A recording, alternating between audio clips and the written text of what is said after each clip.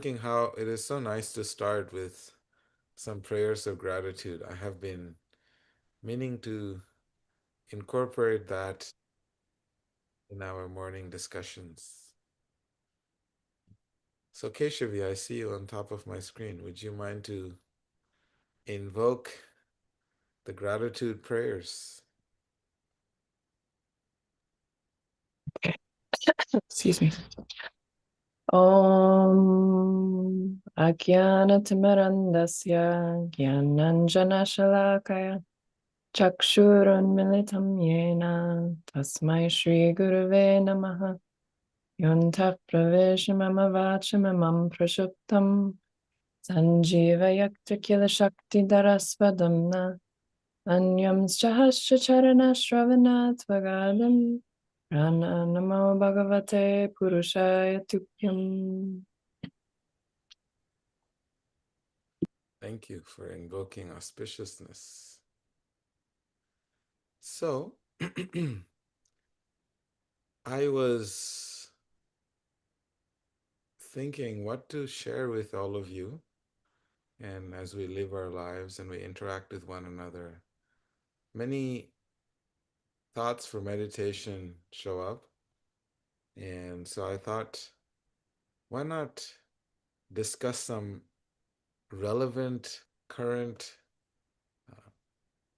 questions that we may have in our lives? And you may think that this is more about answering questions. I want to say that the point is not always to have answers, but the point is to see how to have right questions. Because in the question lies the beauty of the answer. So we have Radha Priti with us. I don't see you, Radha. You're still around? Yeah, I'm here. She is. Mm. She's making sure she's nourished before she gets up. I was eating. So, the first point I wanted to make about questions, how relevant it is, and why is it that we have so many questions? And most of our lives, most questions will never be answered, and it will remain within yourself. And so it's a very interesting phenomenon. So when we study the nature of who we are as soul, as spirit beings, then the yoga texts, they describe the being, the soul, the Atman, the self, in three categories. It is the Sat, Chit, and Ananda. Sat in Sanskrit means eternal. Chit means awareness. And Ananda means bliss or joy. That is who we are constitutionally, according to the yoga texts. An average, a child has 390 questions a day. So you imagine how many questions. Whatever they see, whatever they hear, whatever they smell, everything is what, why, how, and when. So these are like the common questions. And now we may ask ourselves, where did those questions even come from? We never taught these kids to ask questions. Why is it that these children are just naturally programmed to ask questions? So, the yoga text explains, I'm just giving a little intro before I have Q&A with Radha. So, the yoga text explains that we, the self, is pure observer consciousness. We are the soul, and we are by designed to be observers. And because we observe, so therefore we ask questions. So the soul, being an observer and asking questions from within, deep questions, but our answers in this world generally are quite not so deep. So why this soul is asking question is because the soul is observing. And the reason is asking questions is because that is the programming, the design, the creator by design has created an inner GPS. And when we ask those questions, like we're walking and the child, very soon Radha is going to be getting bombarded with millions of questions. Mommy, but why? But why? But why? And she's going to give whatever answer she has. And oftentimes the answers we give are insufficient to actually give the soul its full compass, its full mapping, so that it can have a proper direction.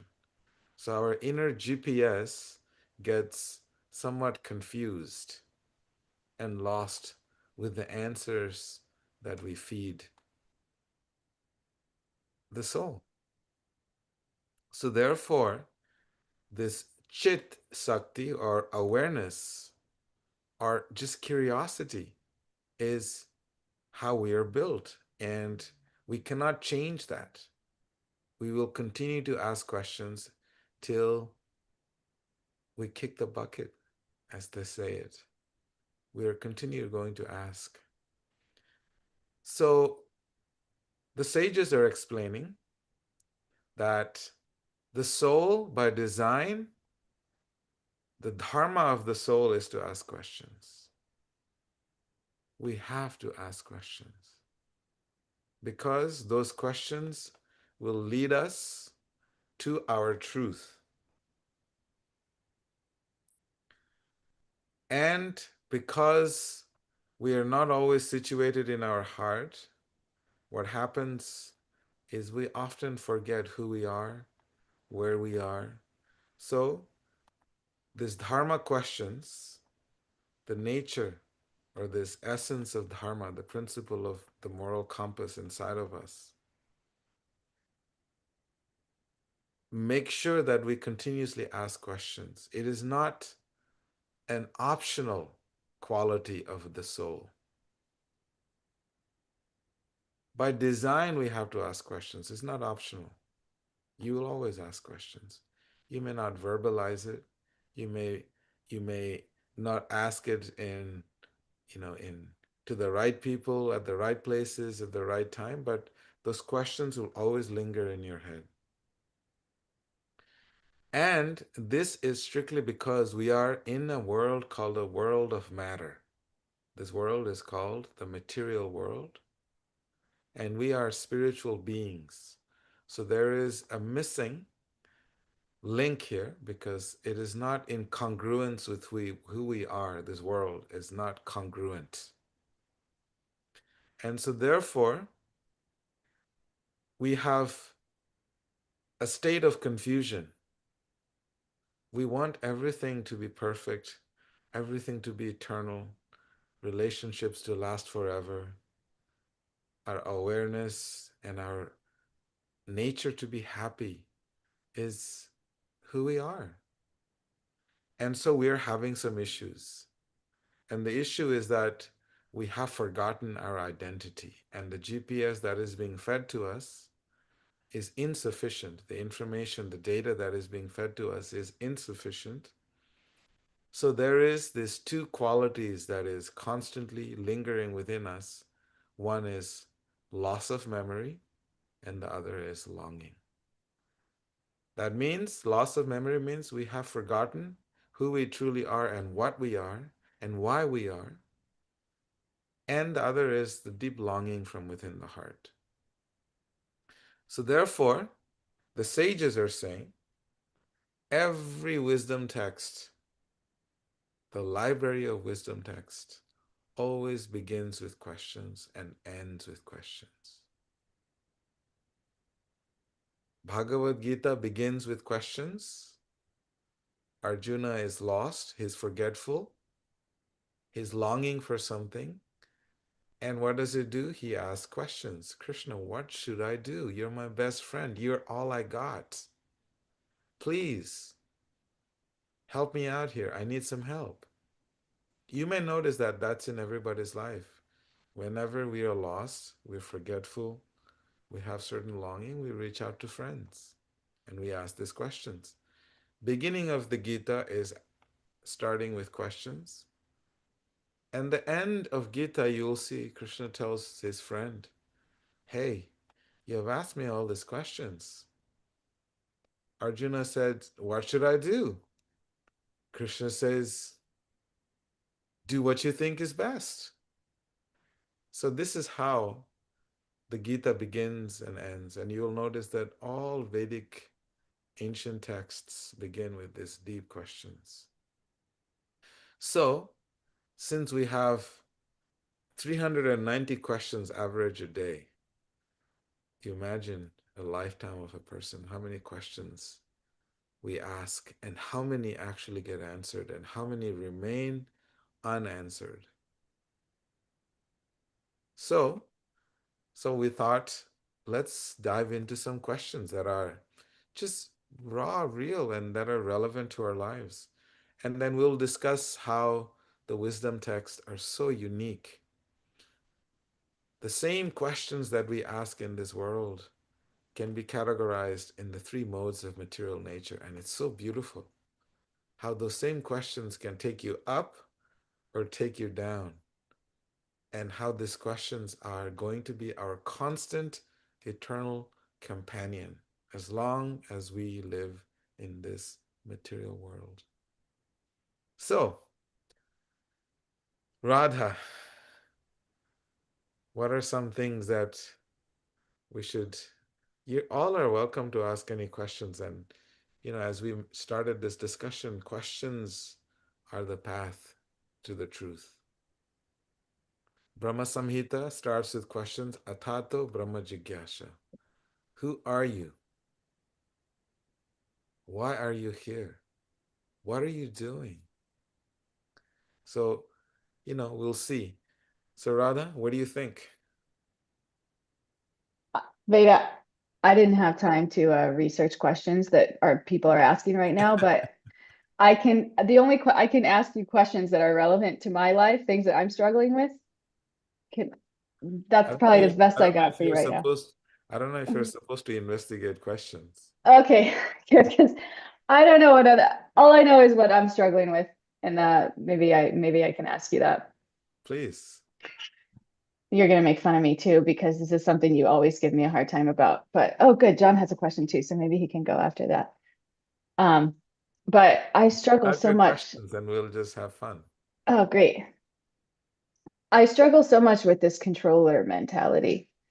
And it's like linked to my security. And even though I know that like God is my security, I know that it hasn't been like integrated into my psyche yet to the point where like, you know, my husband's family came this weekend and they didn't tell us their plans or like I don't know what's going on. And it's like makes me feel like stress. And then it makes me feel like anger. And there's like no reason for that. But it's like this control mentality I can't like release. And and I catch myself even in the moment. I catch myself when it happens, I'm like, ah, why is this bringing this up for me? But it's like I know Krishna is my security, but I just haven't quite transitioned there to where I can release some of this. So what do I do about that? There's nothing wrong in wanting to control. The beauty of this quality of wanting to control, it's actually normal in all beings because we need to feel safe and secure. So we always want to control the environment. I mean, if you look at it, that is the very reason there is such a huge technology advancement in the world. Everybody wants to control, and so technology just keeps getting better and better, and they're controlling. And the fact of the matter is, everyone in this world is being controlled, and yet we also want to control, and that's where the friction is. There's nothing we do in this world that is not controlled. Okay, but We there's do the same thing. Our environment, we want to control the temperatures in our room, the quality of food, where we eat, who we meet. We want to control everything. We also want to control how they respond and respect us. And if they don't respect us, we say, hey, Radha, you better not talk to me like that. You better talk to me like this. Why? Because we want to control everything. And it's normal. don't we want to get though to the place where, okay, we still want to control, but if we can't, then we're okay with it. It doesn't invoke like anger and frustration. Yes. And that is where spiritual questions come in. So if we ask the same question that, we have a tendency to control, and then we ask ourselves this question, why is it that we are trying to control? And you'll immediately realize, as soon as we ask that why question, and it goes very deep to the core of our existence, because why question is the question of the consciousness of the soul. Because we are supposed to be in an environment that is 100% conducive to our nature, and we are not.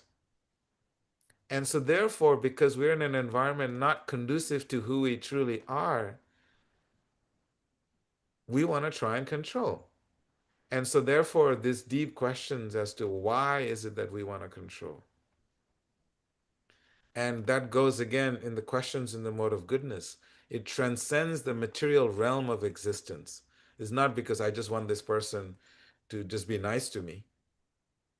That is an answer in the mode of that question with that intention is answer in the mode of passion.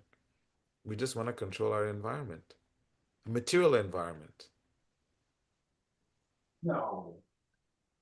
Someone said no. No, sorry, my husband's talking to my daughter. so this whole principle of wanting to control is completely normal and natural for some people, and we want to control. And so therefore, when we ask this question, why is it that we want to control? And what is it that we want to control? And as soon as you keep asking those why and deep questions, you will dig deeper and deeper and deeper, and you realize there's nothing to control because everything is being done by someone else. It's insane how much we want to control and how little control that we have. Even the fact of just taking some food you were just eating, you're just eating as quickly as possible so you can you know uh, get on the call. But what happens afterwards? Who processes the food? How is this food turned into energy? Who's doing all of that? That we have no control over. There is a higher control. They're controlling the mechanisms of how things work. So these are very important questions. But if we continue to ask deeper questions to this question, why is it that we want to control? What is it that we want to control? What is there to control, anyways?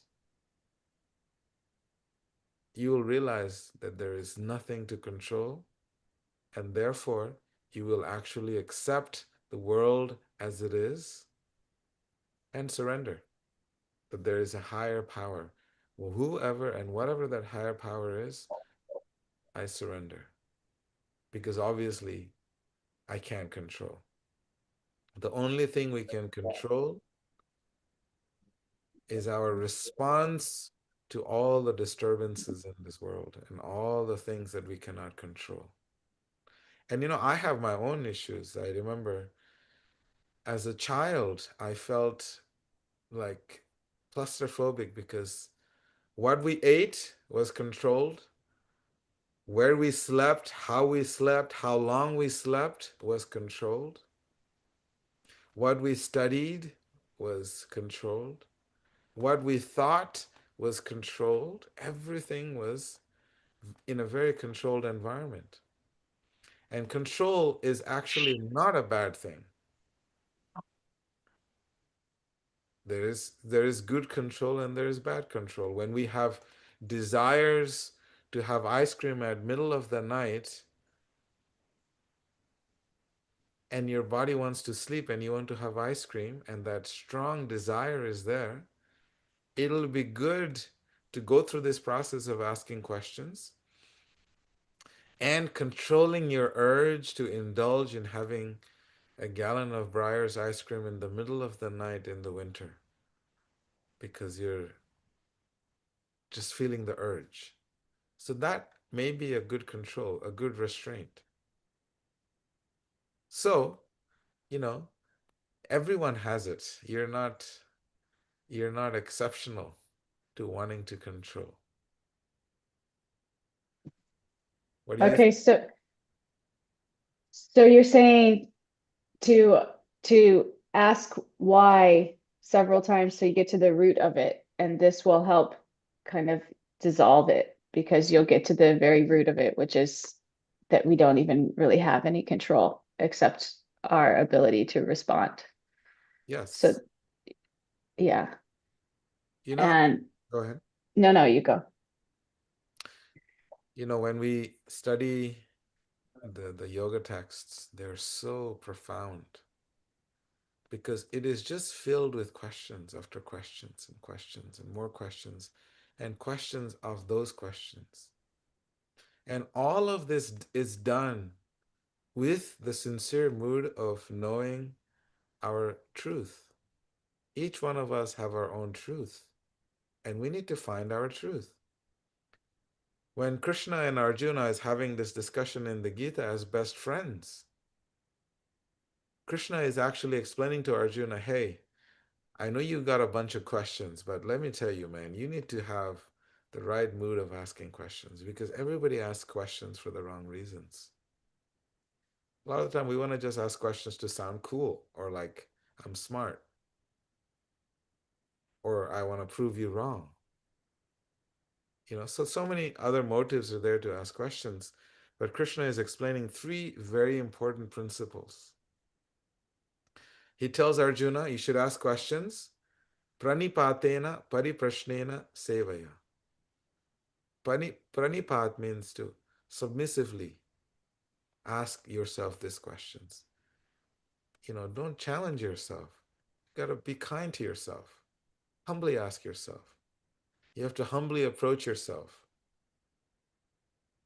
and sincerely ask those questions to the self. And ultimately, the third principle is this: one must serve oneself. What does that even mean? When someone is, say, like we're having this exchange, I'm asking you, we're asking each other questions and sharing our thoughts. What we're actually doing is actually serving one another because we are responding from deep within the core of our heart. You're allowing me to share. And so therefore, very important principle is to listen because it is a service. When someone is sharing something and we're listening, we're actually serving them.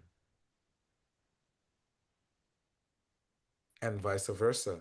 And so therefore, Bhagavad Gita explains pranipat, pariprashna, and seva. You must humbly approach the self, not with arrogance, and submissively inquire and render service. And this principle, Krishna tells Arjuna, that should be applied in every exchange that we have in this world. Imagine you're having difficulty with hosting all the in-laws and families, and you're applying this principle. Submissively, humbly approaching, submissively inquiring. What would that environment be? And you're serving them. And that is our mood.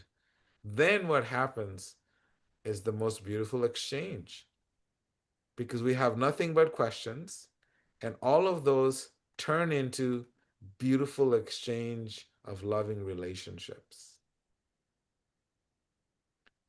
In Nectar of Instruction, we know Rupa Goswami, one of the greatest saints of Vrindavan, this book called Nectar of Instruction. And he explains the six loving exchanges. And two of those six loving exchanges are Guhyam akhyati prichati. That means submissively inquire and then reveal what's in your mind and your heart. And he explains that if you follow the simple principles of loving exchange, the world is a place with abundance of love and pure loving exchange. I mean, I thought it was amazing. So this just kind of makes me think about a personal question for you. Like I know you've been through a lot. Is this how you've like healed yourself? Can you talk a little bit about your healing journey? Put me on the hot seat. Yeah. It's just making me curious because obviously you've come a long ways. I mean, some of the things you've been through, like most of us can't even imagine. And you're such a strong spiritual leader. So it's I just think like that you just have to get beat down in this world. The more you get beat down in this world and you just get beat, you know, every day you just get beat. And it's so funny because one of the great saints, Bhaktisiddhanta Saraswati Goswami Thakur, he says that you should wake up and beat yourself with a broom. And I was thinking, what? Why would you want to beat yourself with a broom? He said, because our mind, the first thing it does, wakes up in the morning, you know, wants to go and check our Instagram feed and see who responded to the post that I posted last night and how many likes and how many dislikes and how many ignores. And then, that's how we start our day because our mind takes us there. And so what happens? It's a battle. So he's saying that we should punish the mind that causes us to start with recipes of anxiety and competition and not with just genuine. It is amazing that I'm still here today. This deep emotions of gratitude is not there because our mind is immediately captured and hijacked by all this technology. I think that the material world is constantly beating us down. That is how the material world is designed. It is not designed here for you to be finding joy and pleasure outside. It is not. Doesn't matter how beautiful it looks, the beaches in Hawaii and all over the world and all this beautiful nature. Amazing. We can go to all those places and we can just keep hopping from one resort to another. Deep down inside, we are constantly going to be chased because our mind is going to continuously to chase us for temporary pleasures, and the soul is going to continuously seek something that is eternal because that's who we are. And so therefore we're going to get beat, we're going to be disappointed time and again. And so therefore I feel the more we get beat down in this material world, the more we can keep asking these questions in the mode of ignorance is going to be, why me? Why am I the only one that's suffering so much? No one is suffering as much as me in this world. I mean, it's how tamasic is that? To think that no one else is suffering and I'm the only one suffering? That's asking those questions in the mode of ignorance. But in the mode of goodness, when we're suffering, we're going to be seeking how to find a solution to this suffering. What can I do to end the suffering that I encounter every single day of my life? And seek the truth, the solution to the suffering. And this is the beauty of the questions. If the question is geared towards me, why me? Meaning the body, you're pointing at the body, and my family, and my people, and my nation, and my country, you know that the question that you have asked is is lingering in the mode of passion and ignorance.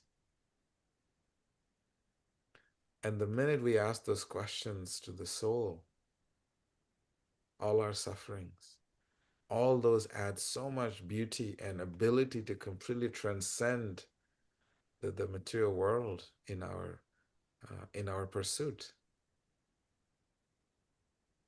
Anyway, You this keep was a you long you answer. no, you keep talking about these questions in the three modes. So like how do we apply this practically? Like what does that mean? So does this mean like when you come when like if we talk about my control situation, like are there three different ways I could ask myself questions and mode? I don't know that I quite understand what you're Say for saying there. example, yeah, good question. Say for example, we're talking about the why questions, right? Why, what, when, where. These are like common questions. And the most deepest question is the why question. Say we look at why question in the mode of goodness, right? So the why question in the mode of goodness becomes, why do I exist? Ask ourselves these questions. Why do I exist? And the minute we ask those questions, we will start to dig a deep inner search within ourselves. Because those questions will enable you to access your true nature of who we really are. In the material world, the why question will be tied to gain and ego. Why am I not winning? Why am I not getting this job? Why am I not being recognized in the world? I have done all these accomplishments. And now this why question in the mode of ignorance becomes cynical. Like, why bother? Why try at all, anyways? My life is miserable. No one cares. These are beautiful questions. It's why questions.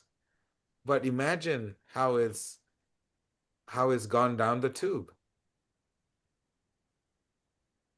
And so everything we do can have tremendous depth in going into ourselves rather than, you know, just digging around matter, because there is not much around matter, because matter doesn't matter anyways. Hmm. All said and done, everything we got in this world is matter. And so matter does not have belonging beyond the material world. So we can't take it anywhere. Like when you can have the most fancy bottle of water or wine as you go through the airport. As soon as you go there, I'm sorry, sir, you can't take that in. You're just going to be stopped. So the material world is like that, you know? And like, Okay. do I make any sense? Yeah, so it's more like really kind of taking inventory of the questions that you're asking yourself in your own narrative as you're going about your day and recognizing when your questions are more in the mode of ignorance or passion and trying to elevate them more to the mode of goodness. Absolutely.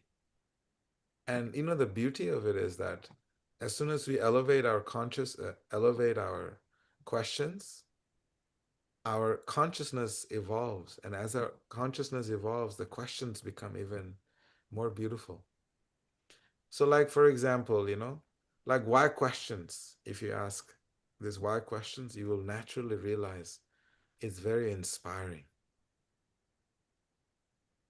because you're getting in touch with yourself. And when we ask the how questions, how do we do things, you'll notice it's very much related to the material world, and it's, you know, organizing things. And what questions, you know, you're a project manager, you would know. It's all about deliverables. And, you know, whenever we ask the when questions, it's, you know, like it's strategy, it's timelines, generally speaking, in this world. But as soon as these four questions get into the spiritual realm, it becomes so beautiful. Like, for example, what questions in the mode of goodness? It'll seek to find the truth. What is the self? What is my dharma? What is my purpose? And what questions in the mode of passion would be something like, it has to be something with pleasures because mode of passion means the mind and the senses. So the Mm. questions would be, what can I get? What are you going to do for me? You owe me the world. What will I gain? Because that's the equation. That's how the mind operates. And there's what questions in the mode of ignorance. Why does it even matter? What is the point? You see how it dead ends? Mm. And no matter how we answer those questions, it'll always be like, what's the point? Sometimes though, when you're like at a low spot, like maybe you've got beat down a lot and you're just at a low spot, it's like even if you know that that's the mode of ignorance, you're asking questions in the mode of ignorance, like how do you get the impetus to go up to the mode of goodness? Yeah, those are very important. I always used to, I think yesterday, I was just thinking, because, we are all humans. Doesn't matter how exalted we become, as long as we're in this material world, we're going to have down days. And I remember I was feeling a little down, and I just pull up my harmonium and I just start singing a song. And then I get to sing with the boys because you have to have company. You just sit with the boys, and we started having a kirtan. And then, from being here, you're like, you just get lifted off and lifted off. And that's why the Sangha is so important.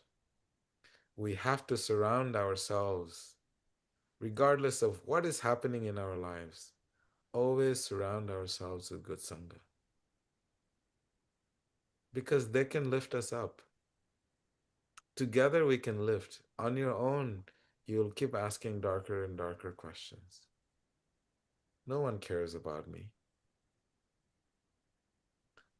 It's funny, 2 days ago, I met this student, and he was just saying, that I have so many followers. He has 24,000 followers on Instagram. And he said, for me, I said, what makes you very happy? Because I asked these questions. I What know makes you do. Huh? What is I it? said, I know you do. Yeah, there's no need to ask like mundane questions. How are you? Like, what does that question even mean? So I said, what makes you happy? He said, when I look at my friends, they look at my Instagram reels and they like and they comment and they share. It gives me a boost of joy. And I was thinking, wow, what a life. Imagine if every day your value is just based on people's likes and comments and shares. There may be a day, or there may be many days where you're not going to get that because those are coming from the outside. So anytime we are looking for something from the outside, is going to is going to uh, have content that is only going to please the mind and the senses. Any content that we consume from the outside, what we see, smell, taste, is simply going to primarily focus on satisfying our mind and our senses. And when we select what is it that we are choosing from the outside, then it'll satisfy the heart. If we are seeking good association, good sadhana, good people, good company, then what's happening is then we have selectively chosen, then it'll nourish our hearts. By default, the world is not going to make us happy because it's not designed that way. So we want to tie our value to something more than the temporary fleeting pleasures of this world, like likes on Instagram. Absolutely. And we Yeah. all are living, we are completely consumed by technology because that's the world we live in. Very rarely you'll find somebody who says, I'm not on Instagram or Facebook or WhatsApp or YouTube. It's the world we live in. Any questions online did we get? Nitai, Keshavi? Are there such questions which are beyond the three modes, like on the transcendental platform, that we can be asking ourselves or perhaps others? Yes, yes. What a beautiful question, Divyesh. One day, this great saint Narada, he was walking. He normally is walking on air, because he's such a celestial sage. And he meets this cobbler. And the cobbler has so much deep love and respect for saintly people. He immediately offers his deep respects. And he goes, "Oh, sage, can you please ask my Lord, the Lord of my heart, when you see him, looks like you're going to see him. When you see him, can you please ask him? I would like to know what he's doing." Imagine a cobbler. He's sewing shoes. But where is his consciousness? What is the question that he's asking? What is the Lord of my heart doing? These are questions completely out of this world. And Narada comes back to answer. He says, okay, when I go see him, I'm going to go see him now. When I come back, I'll give you the answer. And he gives him the answer that my Lord, your Lord of your heart, he's putting an elephant through the eye of a needle. And this cobbler is like in ecstasy. It's so amazing. The power of the Lord of my heart. How incredible is that? And the same question that he asked this intellectual person when he sees Narada, same question asked. When Narada gives him the reply that your Lord is putting an elephant through the eye of a needle, he's like, come on, Narada, why are you cracking jokes? Why are you being a jokester? And the beauty of this is to really understand that the Lord of our heart, when we place someone in the innermost chambers of our heart, that is the seat of God. And we have to make sure that he's there, but we have to recognize that he's actually there and really place him there. We have to consciously do it. And when we do that consciously, then our questions will automatically transcend. He's always going to be there in our heart. The divine's always in our heart. But we have to consciously do it.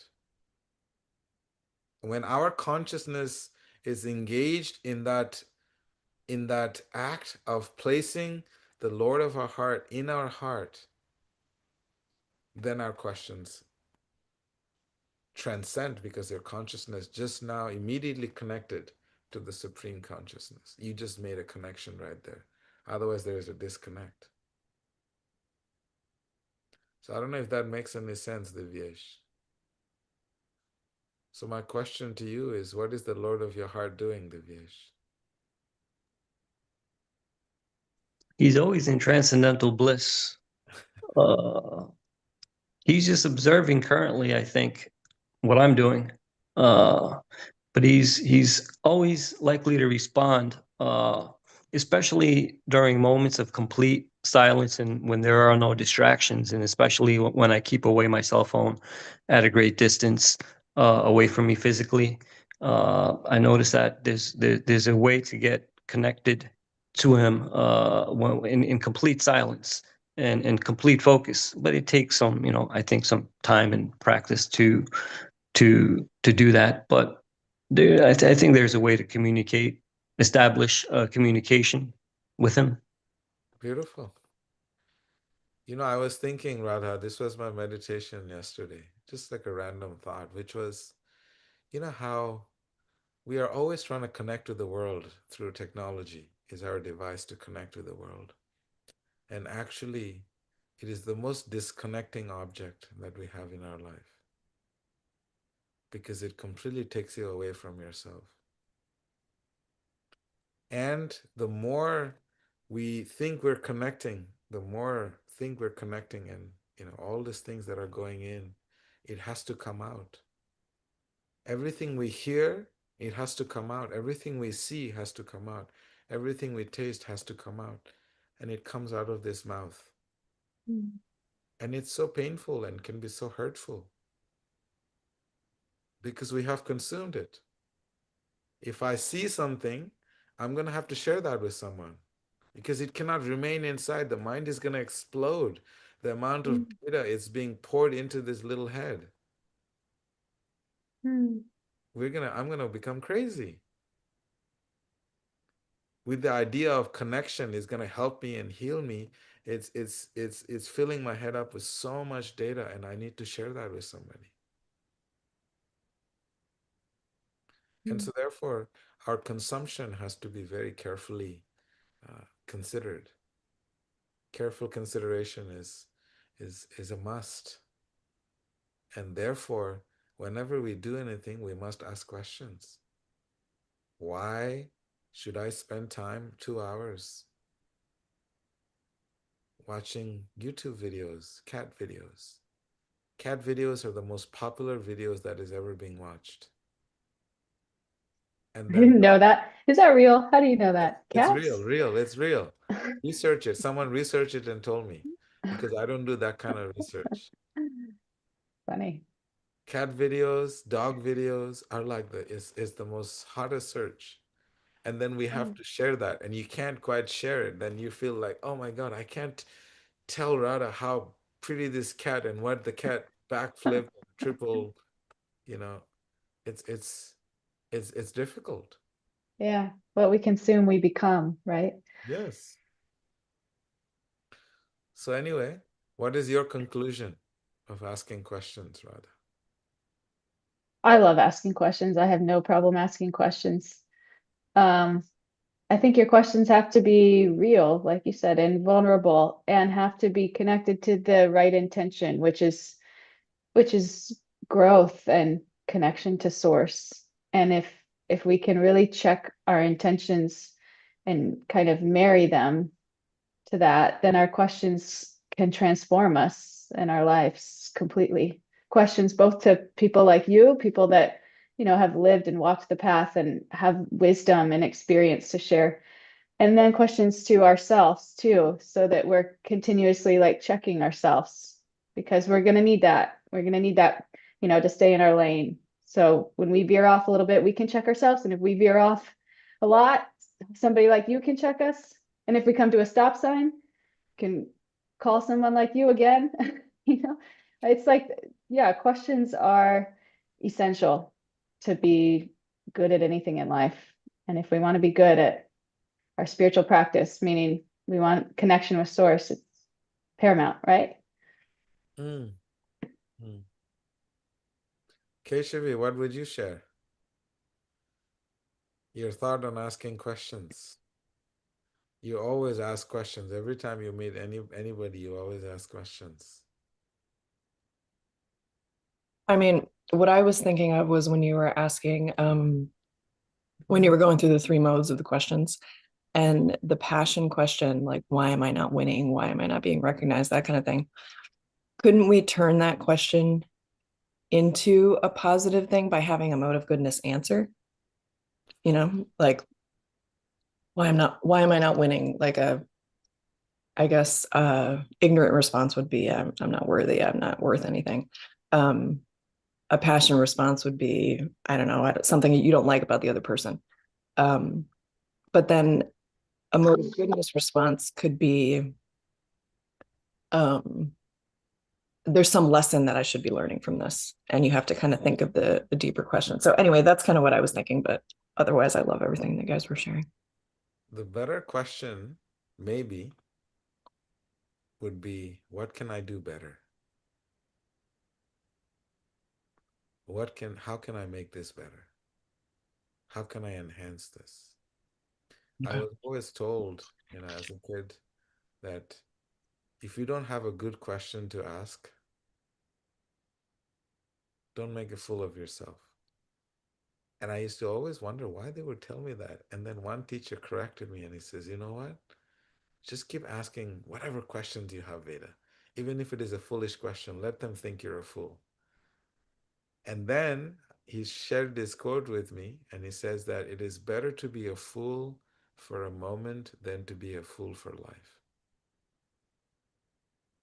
Because someone may consider the question foolish, but if you ask that question, you're no longer a fool.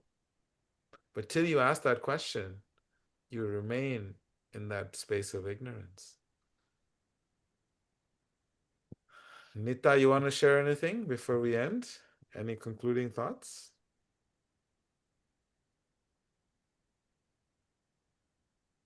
Share a question or I don't know, is there Your any? reflections on this topic.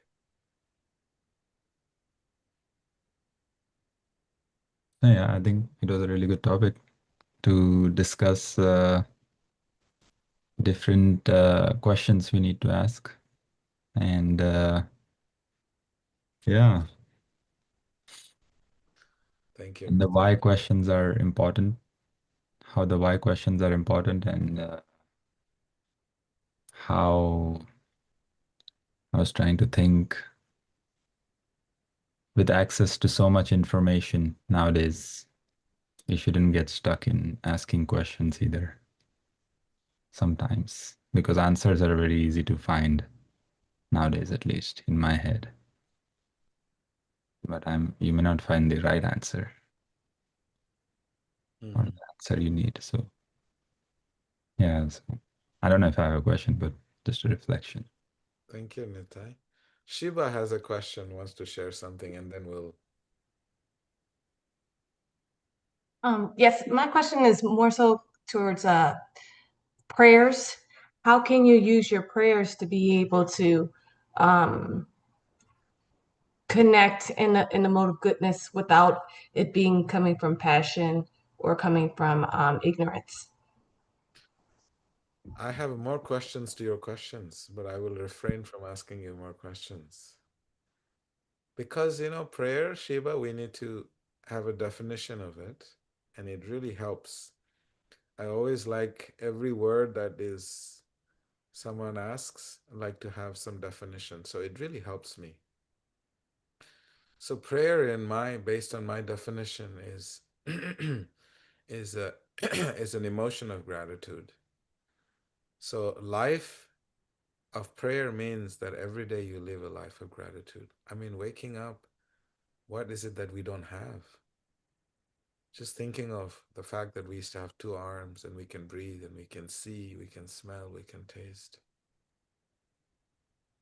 that we have all our limbs, that we have family, we have children, the fact that we can wake up. These are like constant mood of gratitude. And this is what the sages do. Everything they see, they're like, wow, so grateful. I'm still breathing. So grateful I was able to wake up today. Because the world, this world by design is uncertain and certain. So it's certain that there's going to be pain and suffering. There's going to be old age, difficulties, struggles. These are 100% guaranteed. Did you know the death rate in the United States of America?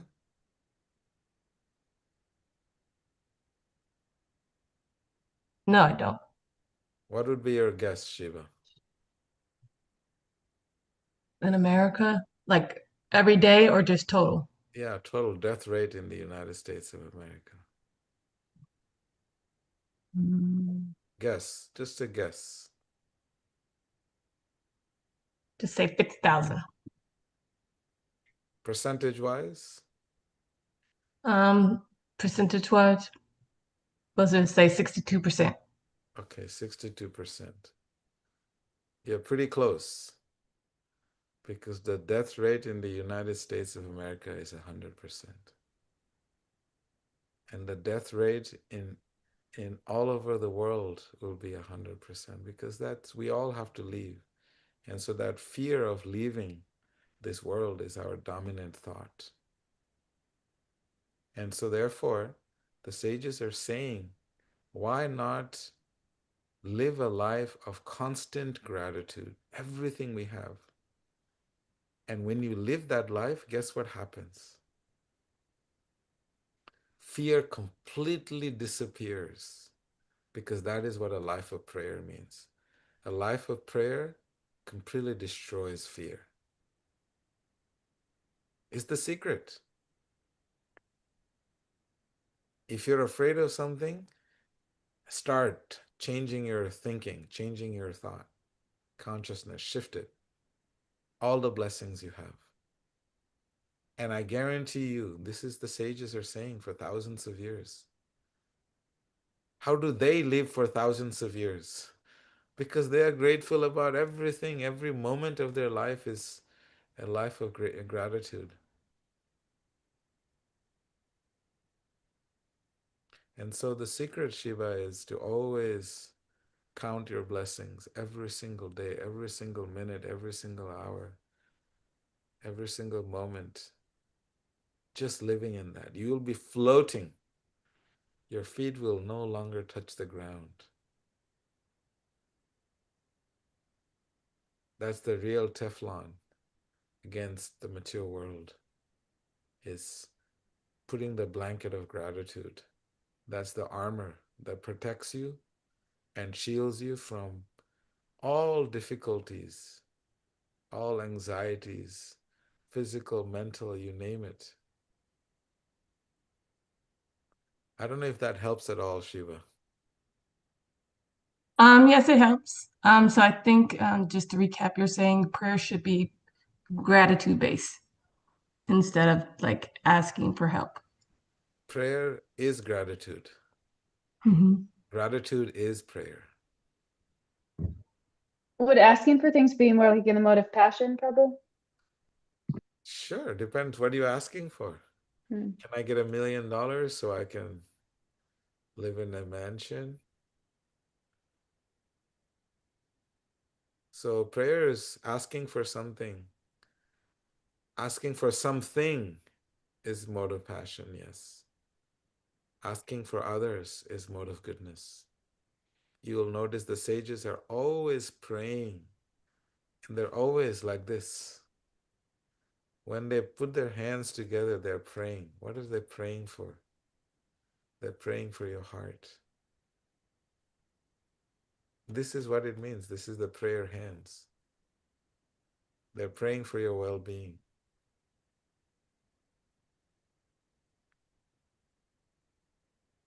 And so therefore, asking for something